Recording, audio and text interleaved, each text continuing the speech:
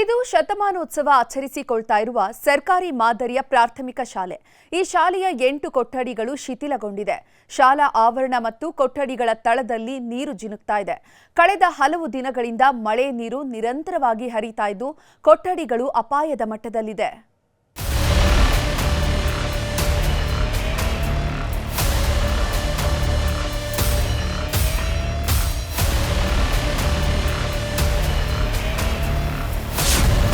ಅಪಾಯದ ಸ್ಥಿತಿಗೆ ತಲುಪಿರುವ 8 ಕೊಠಡಿಗಳು. ಸರ್ಕಾರಿ ಶಾಲಾ ಕಟ್ಟಡದಿಂದ ಹರಿಯುತ್ತಿದೆ ನೀರು. ಕೊಪ್ಪಳ ಭಾಗದಲ್ಲಿ ಈ ಬಾರಿ ಸುರಿದ ಭಾರೀ ಮಳೆಯಿಂದ ಬಹುತೇಕ ಹಳ್ಳಗಳು ತುಂಬಿ ಹರಿಯುತ್ತಿವೆ. ರೈತರು ಹೊಲದಲ್ಲಿ ಶೀತ ಹೆಚ್ಚಾಗಿ ಕುಷ್ಟಗಿ ತಾಲೂಕಿನ ದೋಟಿಹಾಳದ ಸರ್ಕಾರಿ ಮಾದರಿ ಹಿರಿಯ ಪ್ರಾಥಮಿಕ ಶಾಲೆ ಆವರಣದ ಒಳಗೆ ನೀರು ಸಂಗ್ರಹವಾಗಿದೆ. 20 ವರ್ಷಗಳ ಹಳೆ ಕಟ್ಟಡದ ತಳದಿಂದ ನೀರು ಜಿನುಗುತ್ತಿದೆ. ಸುಮಾರು 8 ಶಾಲಾ ಕೊಠಡಿಗಳು ಅಪಾಯದ ಹಂಚಿನಲ್ಲಿವೆ. ಸದ್ಯಕ್ಕೆ ಶಾಲೆಗಳಿಗೆ ರಜೆ ಇದ್ದು ಮಕ್ಕಳಿಗೆ ಯಾವುದೇ ತೊಂದರೆಯಾಗಿಲ್ಲ. ಮುಂದಿನ ವಾರದಿಂದ ಶಾಲೆಗಳು ಆರಂಭವಾಗುತ್ತವೆ. ಅಷ್ಟರಲ್ಲಿ ಸೂಕ್ತ ಪರಿಹಾರ ಕಂಡುಕೊಳ್ಳಬೇಕಿದೆ.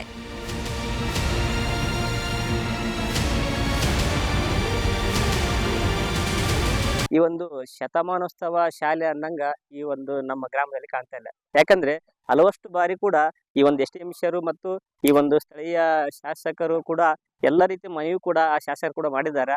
ಅದೇ ಕೂಡ ಇವತ್ತು ಮನವಿ ತಗೊಂತಾರ, ಅವ್ರು ಕೂಡ ಹೇಳ್ತಾರ ಆಯ್ತು ನಾವು ಮಾಡ್ತೀವಿ ಅಂತ ಹೇಳ್ತಾರ. ಇದಕ್ಕಾಗಿ ಸ್ವಚ್ಛತೆ ಏನಿರ್ಬೇಕು, ಈ ಒಂದು ಶಾಲೆ ನಮ್ದು ಶತಮಾನ ಶಾಲೆ ಹೆಂಗಿರ್ಬೇಕು ಅನ್ನೋ ಉದ್ದೇಶಕ್ಕೆ ಎಲ್ಲರೂ ಸಹಕಾರ ಕೊಟ್ರ ಈ ಒಂದು ನಾವು ಕೂಡ ಆ ಒಂದು ಕಾರ್ಯಕ್ಕೆ ಆ ಒಂದು ಕೆಲಸದಲ್ಲಿ ಪಾಲ್ಗೊಂಡು ಮೇಲಾಧಿಕಾರಿ ಗಮನ ಕೊಟ್ಟು ನಾವು ಮುಂದಿನ ದಿನಗಳಲ್ಲಿ ಈ ಒಂದು ಗ್ರಾಮದ ಪರವಾಗಿ ನಾವು ಹೋರಾಟ ಕೂಡ ಮಾಡಕ ನಾನು ಇಚ್ಛೆ ಪಡ್ತೀನಿ. ಶಾಲೆ ಹಿಂದ್ಗಡೆ ಇರ್ತಕ್ಕಂಥ ಜಮೀನಲ್ಲಿ ನೀರು ನಿಂತು ಅದು ಸತತವಾಗಿ ಶಾಲೆ ಗ್ರೌಂಡ್ನಲ್ಲಿ ಬಸಿ ನೀರು ಬರತಕ್ಕಂಥ ಕಾರಣವಾಗಿ ಇಲ್ಲಿ ಈಗ ಇನ್ನೊಂದು 2-3 ದಿವಸದಲ್ಲಿ ಶಾಲೆ ಚಲುವಾಗುತ್ತದೆ. ಮಕ್ಕಳಿಗೆ ಶಾಲಾ ಗ್ರೌಂಡ್ನಾಗ ಆಯ್ತು, ರೂಮ್ನಾಗ ಆಯ್ತು, ಕುಂದ್ರಸಕ್ ಅವಕಾಶನೇ ಇಲ್ದಂಗ ಆಗೈತಿ. ಈ ರೀತಿಯಾಗಿ ಆ ಪರಿಸ್ಥಿತಿ ನಿರ್ಮಾಣ ಆಗೈತಿ. ಇದನ್ನ ನಾವು ಮೇಲಾಧಿಕಾರಿಗಳಿಗೆ ಎಲ್ಲರಿಗೆ ಗಮನಕ್ಕೆ ತಗೊಂಬಂದೀವಿ. ಇದ್ರ ಬಗ್ಗೆ ತಾವು ಅಧಿಕಾರಿಗಳು ಆಮೇಲೆ ಜನಪ್ರತಿನಿಧಿಗಳಿಗೂ ಇದ್ರ ಬಗ್ಗೆ ಗಮನ ಹರಿಸಬೇಕಂತ ಹೇಳಿ ನಾವು ಕೇಳ್ಕೊಂತೀವಿ.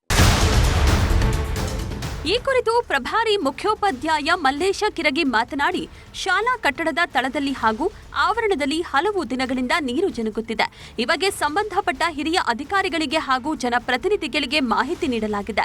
ಈ ಶಾಲೆಯಲ್ಲಿ 500ಕ್ಕೂ ಹೆಚ್ಚು ಮಕ್ಕಳಿದ್ದು ನೀರು ಜಿನುಗುವ ಕೊಠಡಿಗಳಲ್ಲಿ ಮಕ್ಕಳನ್ನು ಕೂರಿಸಿ ಪಾಠ ಮಾಡುವುದು ಕಷ್ಟ. ಸುಮಾರು 200ಕ್ಕೂ ಹೆಚ್ಚಿನ ವಿದ್ಯಾರ್ಥಿಗಳಿಗೆ ಕೊಠಡಿಯ ಸಮಸ್ಯೆಯಾಗುತ್ತದೆ. ಇದರ ಬಗ್ಗೆ ಹಿರಿಯ ಅಧಿಕಾರಿಗಳಿಗೆ ಮಾಹಿತಿ ನೀಡಲಾಗಿದೆ ಎಂದು ತಿಳಿಸಿದರು. ನಾನಷ್ಟಲ್ಲ, ನಾನು ಮತ್ತು ನಮ್ಮ SLC ಅಧ್ಯಕ್ಷರು ಸತತವಾಗಿ ಸುಮಾರು ಒಂದು 2-3 ಸರಿ ನಾವು ತಾಲೂಕು ಹಂತದಲ್ಲಿರ್ತಕ್ಕಂಥ ಅಧಿಕಾರಿಗಳಿಗೆ ಭೇಟಿ ಮಾಡಿ ಕೊಟ್ಟಿವಿ. ಬಟ್ ನಾಳೆ ಶಾಲೆ ಪ್ರಾರಂಭ ಆದಾಗ ನಾವು 8 ಕೊಠಡಿಗಳ ಪರ್ಯಾಯವಾಗಿ ಯಾವ ರೀತಿ ಮಾಡ್ಬೇಕು ಅನ್ನೋದ್ರ ಬಗ್ಗೆನೇ ನಾನು ಈಗೆಲ್ಲ 2-3 ದಿವಸದಿಂದ ನಾನು BO ಅವ್ರ ಗಮನಕ್ಕೆ ತಗೊಂಡಿದ್ದೀನಿ, ಗ್ರಾಮ ಪಂಚಾಯತ್ ಅವರಿಗೆ ಗಮನಕ್ಕೆ ತಗೊಂಡಿದ್ದೀನಿ. ಜೊತೆಗೆ ಎಲ್ಲರಿಗೂ ಗಮನಕ್ಕೆ ತಗೊಂಡ್ರು ಸಹಿತವಾಗಿ ಯಾವುದೇ ರೀತಿಯಿಂದ ಅವ್ರು ಯಾರು ಬಂದಿಲ್ಲ ಇದುವರೆಗೂ. ಶತಮಾನೋತ್ಸವ ಶಾಲೆಯ 8 ಕೊಠಡಿಗಳು ಸಂಪೂರ್ಣವಾಗಿ ಶಿಥಿಲಾವಸ್ಥೆ ತಲುಪಿದ್ದು ಶಾಲೆ ಆರಂಭವಾದರೆ ಮಕ್ಕಳಿಗೆ ಕೊಠಡಿಗಳ ಸಮಸ್ಯೆಯಾಗುತ್ತದೆ.